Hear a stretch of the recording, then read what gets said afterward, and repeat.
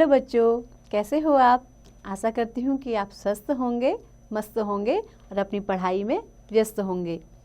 आपकी इसी पढ़ाई को आगे बढ़ाते हुए आज हम पढ़ने जा रहे हैं एक नया अध्याय जिसका शीर्षक है एवरेस्ट शिखर।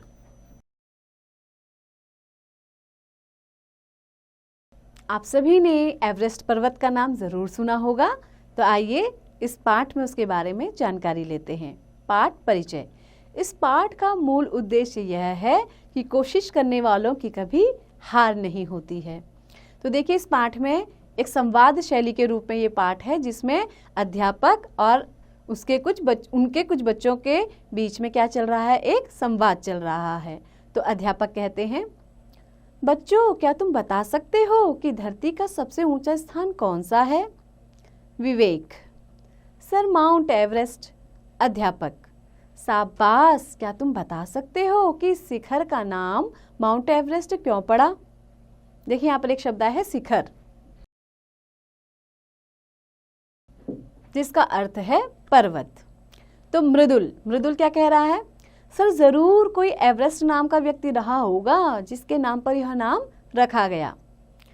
अध्यापक: तुम्हारा अनुमान बिल्कुल ठीक है मृदुल। सन 1856 में सर जॉर्ज एवरेस्ट के नाम पर इसका नाम माउंट एवरेस्ट पड़ा। यहाँ पर देखिए फिर से एक शब्द है अनुमान।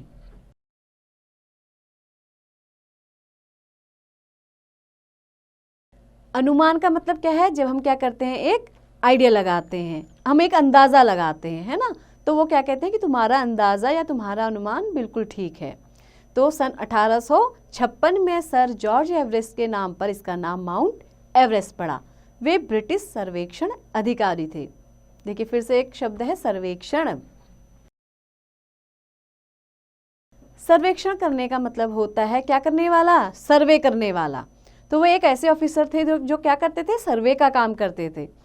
तो वे ब्रिटिश सरकार में क्या थे? एक सर्वेक्षण अधिकारी थे। उन्होंने यह स्थान खोजा और इसकी ऊंचाई भी बताई। राजू कहता है, सर इससे पहले इस शिखर को क्या कहते थे? अध्यापक बताते हैं, बच्चों पहले इसे शिखर 15 कहा जाता था। तुम तो यह जानते हो ना कि यह शिखर नेपाल और तिब्बत के बीच में स्थित है। हमारे ग्रंथों में इस शिखर को गौरी शंकर तथा नेपाल में इसे सगरमाथा के नाम से जाना जाता है। सगरमाथा का नेपाली भाषा में आशय होता है आकाश की देवी। विकास पूछता है, सर यह शिखर कितना ऊंचा है? अध्यापक जवाब देते हैं, यह समुद्र तल से 88,848 मीटर ऊंचा है। संदीप फिर पूछता है, समुद्र तल से क्यों, धरती से क्यों नहीं सर? अध्यापक जवाब देते हैं, बच्चों किसी भी स्थान की ऊंचाई को मापने के लिए समुद्र तल को ही आधार बनाया जाता है। मथुरा कहती है, हाँ सर, जब मैं नैनीताल गई थी तो मैंने वहाँ एक स्थान पर लिखा देखा था, ऊंचाई समुद्र तल से 3000 फीट। अध्यापक कहते हैं, बिल्कुल ठीक। बच्चों सोच कर देखो, यह पर्वतीय स्थल तो ज़्यादातर 6 या 7000 फीट से अधिक ऊंचे नहीं होते। एवरेस्ट की ऊंचाई फीट में नहीं मीटर में है। देखिए यहाँ पर एक शब्द है स्थल, जिसका अर्थ होता है स्थान। तो वो कहते हैं कि जो पर्वतीय स्थान होते हैं वहाँ पर क्या होता है, ज़्यादातर 6 या 7000 की फीट की ऊंचाई पर वे सारे पहाड़ होते हैं। लेकिन एवरेस्ट की जो ऊंचाई है वो किस में दी गई है? हमें फीट में नहीं मीटर में दी गई है, और वो भी कितनी? 8848 मीटर। रोहित पूछता है, इतना ऊंचा है एवरेस्ट, क्या वहाँ पहुँचा जा सकता है? अध्यापक उत्तर देते हैं, हाँ क्यों नहीं, लेकिन वहाँ पहुँचना सरल नहीं है, अनेक संकटों का सामना करना पड़ता है। राहुल पूछता है, हाँ सर, मैंने डिस्कवरी चैनल पर देखा था, वहाँ बर्फीले तूफान आते हैं, गहरी दरारें होती हैं। अध्यापक, बिल्कुल ठीक बच्चों, तुम तो जानते ही हो कि इतनी ऊंचाई पर ऑक्सीजन कम होती है, इसीलिए वहाँ सांस लेने में कठिनाई होती है। देवांश कहता है, फिर तो सर वहाँ जाना बहुत जोखिम का काम है। अब यहाँ पर एक शब्द आया है जोखिम।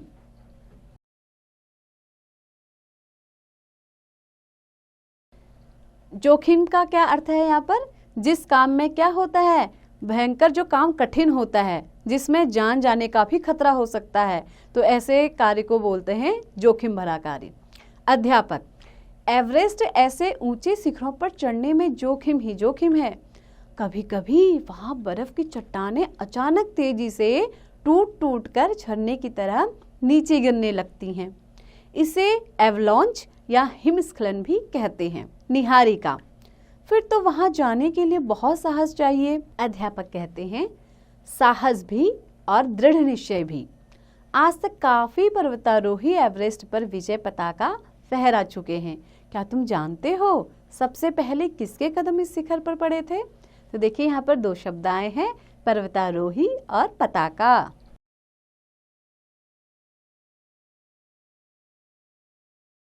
पर्वतारोही यानी कि पर्वत पर चढ़ने वाले, जैसे कि आपने सुना होगा ट्रैकर्स जो क्या करते हैं, पर्वतों पर चढ़ने का काम करते हैं, ठीक है। और साथ ही पताका यानी कि झंडा। तो कई सारे लोग ऐसे हैं जो पर्वतों पर चढ़ने का भी काम करते हैं और वहाँ पर चढ़ करके वो क्या कर चुके हैं, विजय प्राप्त कर चुके हैं और वहाँ पर अपना झंडा भी लहरा चुके हैं। क्या तुम जानते हो सबसे पहले किसके कदम इस शिखर पर पड़े थे? तो अध्यापक ने बच्चों से यह प्रश्न किया। नितिन, जी सर मैं जानता हूँ, वे थे एडमंड हिलेरी और तेंजिंग नोरगे। अध्यापक कहते हैं, शाबाश नितिन, वे 29 मई 1953 को एवरेस्ट शिखर पर पहुंचे थे। वहां पहुंचने वाली विश्व की पहली महिला थी जापान की जुंको ताबेई, जो 16 मई 1975 को वहां पहुंची थी। जूही कहती है, सर क्या हमारे देश की कोई महिला एवरेस्ट तक नहीं पहुंच पाई?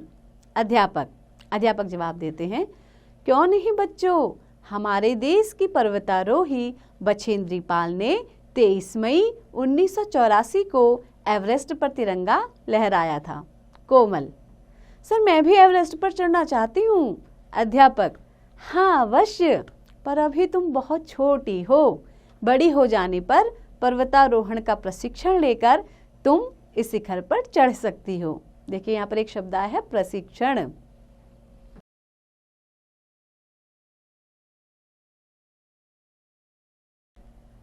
प्रशिक्षण का मतलब है कि आपको वहां जाने की ट्रेनिंग। तो पर्वत पर चढ़ने की जब आप ट्रेनिंग लोगे तो आप भी क्या कर सकते हो, उस शिखर पर चढ़ सकते हो। घंटी बजती है। नेहा, सर आज तो पता ही नहीं चला समय कैसे बीत गया।